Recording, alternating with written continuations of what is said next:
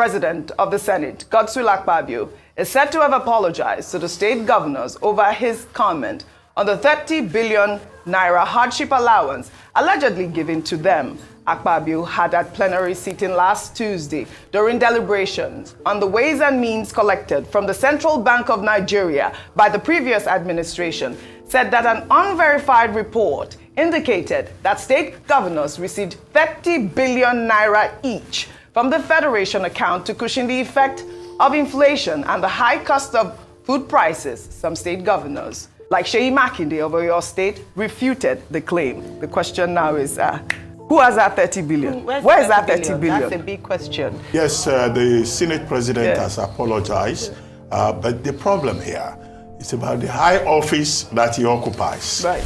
Now, the Senate President of Nigeria cannot afford to engage in beer parlour talk. I've never seen anything like that. Because when he made that statement last week Tuesday, he was saying unverified reports. Now, the President of the Senate of the Federal Republic and Chairman of the National Assembly cannot be reporting rumor from his chair as Chairman of the Senate of the National Assembly. And it's just as well that Governor Makinde waded in and said nobody gave them any 30 billion. What they got last September was 2 billion out of the 5 billion loan that the federal government had promised to give the states.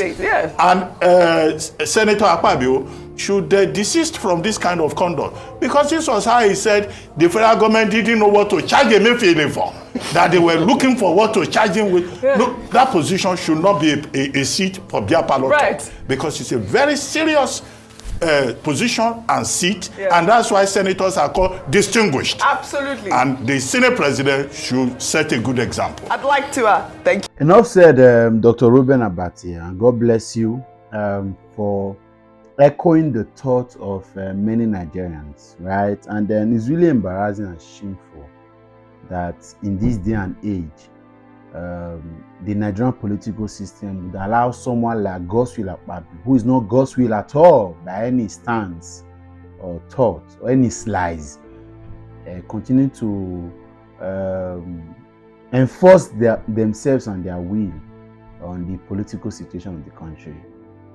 8 years being governor, and now serving his second term as senator. Of course, he's now a Senate president. That's the situation of our country, and that's why we are never moving forward. People like this at the corridors of power, it is never going to happen, because these guys do not have any single form of etiquette, professionalism, or even have the people at heart. And you can see from all indications, talking just anyhow, just the way they live anyhow, act anyhow, do not care about the people.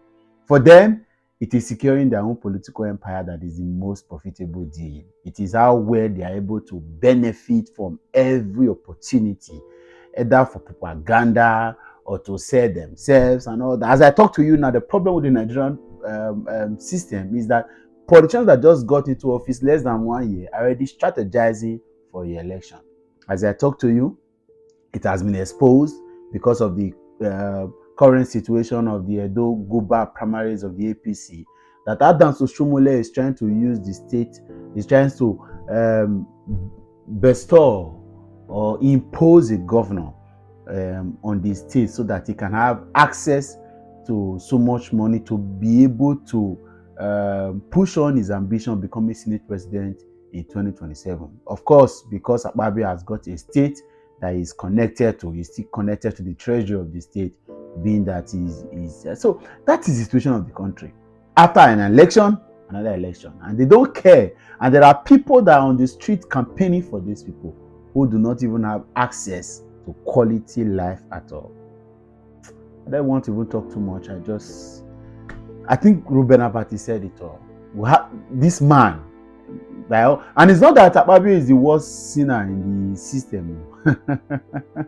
There is a certain Festus Keyamo who said you do not need to even go to school to become president. As I talk to you, the same National Assembly, they fight, say make it not become compulsory. Say the president of this country must get BSc at least.